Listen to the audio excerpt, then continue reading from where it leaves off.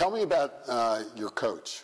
I mean, Gino is arguably, I think, one of the best coaches in all of coaching, men's and women's, but quite a character.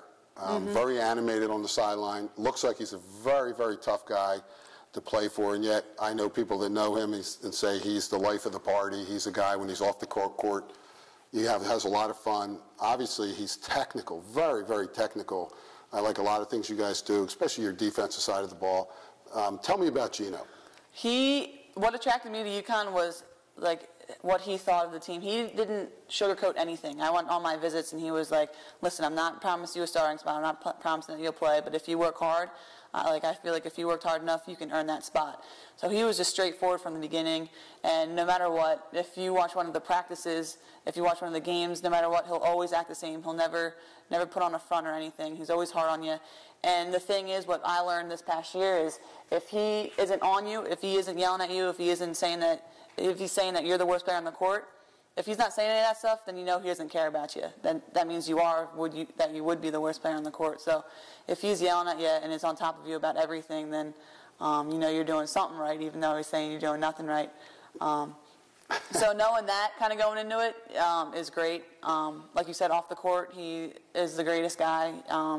He'll let you talk to him about anything. He'll have you in his office all the time.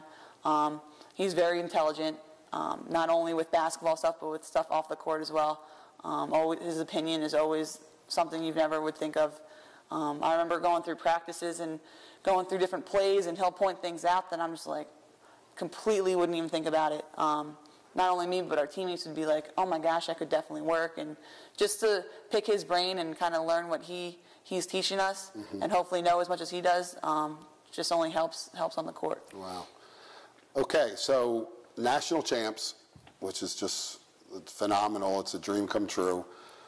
Obviously, this year, going into the season, you guys are going to be preseason #1 again. You were 39-0. You lose your point guard. I think you got a great opportunity there to play a combo position, either the point guard or the shooting guard. You're going to be preseason #1 ranked. What are the expectations for the team this year, and also what's your expectations as a player? Another thing about Coach is that he always keeps us grounded. He never says, like, even though the record and the season said that we were perfect, we're nowhere near it. We would win games and come back in practice and not even touch a ball because we would do bad on defense and have a 3-hour-long practice on pure defense. If we didn't want to play right, we're on that play over in practice for an hour straight. So the good thing about him is he keeps us grounded, and we're never satisfied. So coming in, being preseason ranked #1, we think that's great, but we need to prove that we are preseason ranked #1. So we're going to go in there and work our butts off, and he's always going to make sure we're working 100% because him and the whole coaching staff never lets in, never gives up. They always tell you if you're on the right track, but they're never saying that you reach that point. So they always want us to keep pushing as hard as we can, and right. That's what's great about it. Well, I think what he's trying to do is get you to the UConn standard, not the scoreboard standard, and that was something it took me a long time to understand when I first started coaching with Mike Patton at West. And we would come out of the game films with the players, and I would hear the players saying, gosh, I thought, didn't we just win that game by 30 points?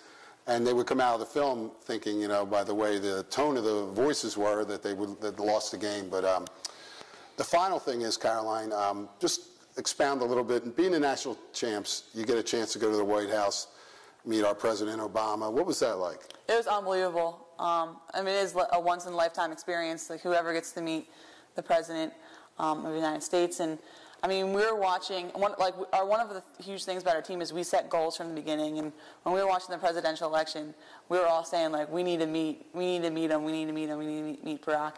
And we were just all excited about it. So that was one of our that was our biggest goal. I don't know if you guys heard about Tina Charles always talking in interviews that we were going to go meet him and stuff. So that was a huge highlight of winning it.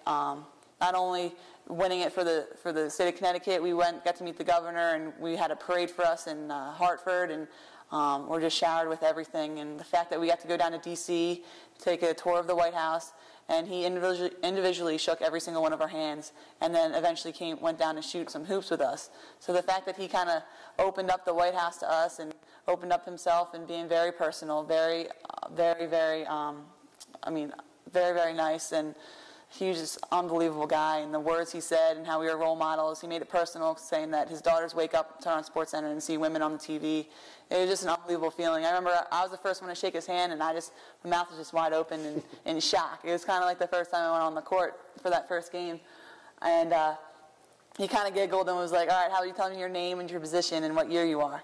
So I was like, so I shook his hand. I grabbed his hand again. I was like, I'm Caroline Doty. I'm a freshman shooting guard. And he would make a joke saying we need to play horse sometime, and then he would just go down the line. And it was just an unbelievable experience. Oh, that's awesome. Well, listen, I really want to thank you for coming here. I know you took time out of your busy day, and thank you for having me. Yeah, you're a great player, but better than that, you're a great person. And I really, you're a role model to young girls and young boys, and we look forward to you in 3 more great years, and I'm sure there's a future of basketball after that. So thanks a lot, Caroline. Thank you, Mr. Carey. You're welcome.